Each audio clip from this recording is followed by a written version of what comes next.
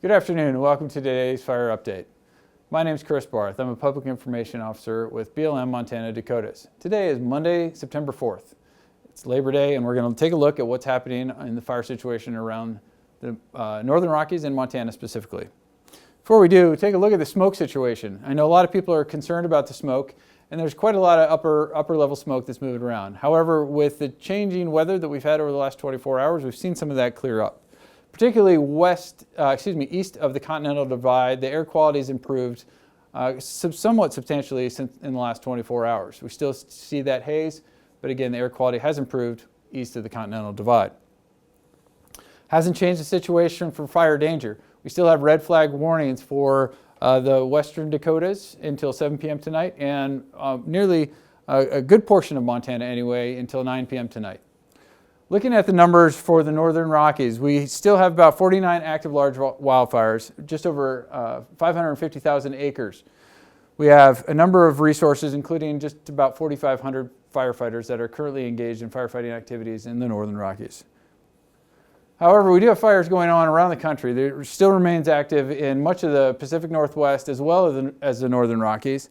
And looking at the situation around the country, we have about 130 active large wildfires for just over 1.5 million acres.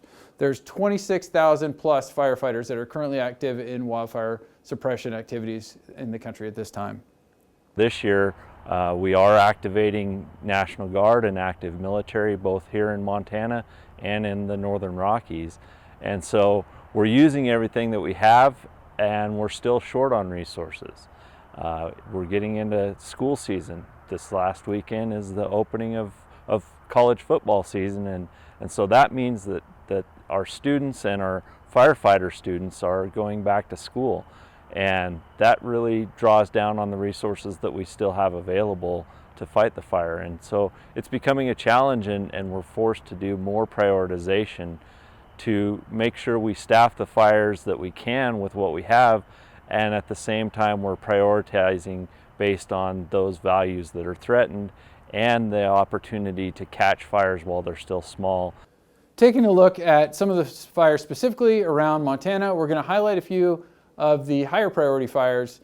Again, as a reminder, this is a snapshot of some of the fire activity going on in the state and not a summation of all the fires. And these fires are very dynamic. The situation might be different by the time you're viewing this. It's a good reminder to view the current official sources of information for each of these incidents. We'll take a look at the Rice Ridge Fire to start. Rice Ridge Fire grew substantially in the last 24-hour period. It's currently over 100,000 acres, about 750 people assigned to that fire.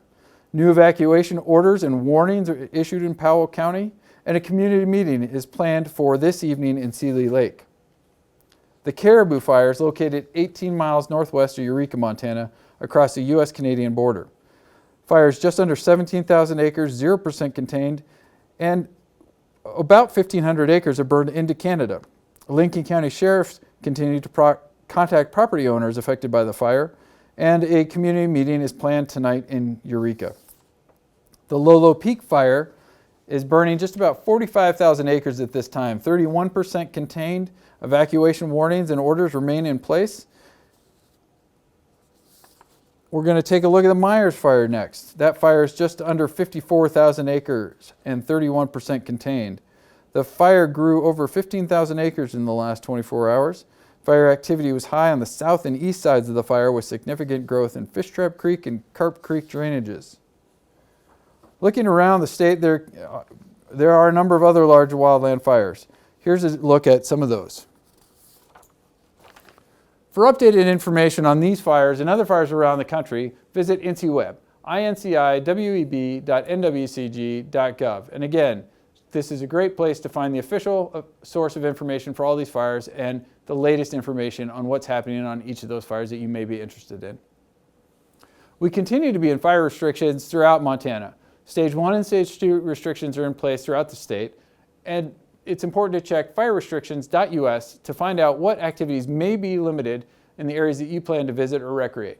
As we head out of Labor Day weekend and back to work, remember some of the work activities you might be involved in could be cause for a new wildland fire. So be cautious with all sorts of combustible activities. Make sure your trailer chains aren't dragging and your equipment is in good order so that we don't have any unwanted human-caused fires. Thank you.